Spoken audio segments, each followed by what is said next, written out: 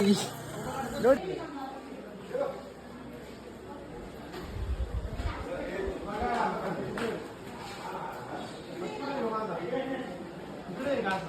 Complete ಇದು Virupaksha temple. Virupaksha ಟೆಂಪಲಲ್ಲಿ 16 ಸ್ತಂಭದ ಕಂಬ ಬರುತ್ತೆ ಮತ್ತು ಕಲ್ಲಿನ ರಥ ಬರುತ್ತೆ.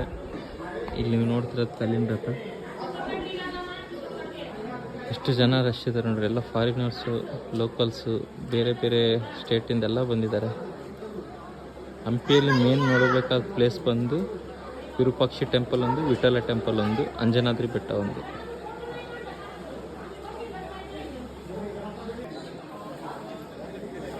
ಕಲ್ಲಿನ ರಥ ಇದು. ಎಷ್ಟು ರಶ್ ಇದೆ ನೋಡ್ರಿ. ಏನೋ ಬಸ್ ಹೋಗ್ತದೆ.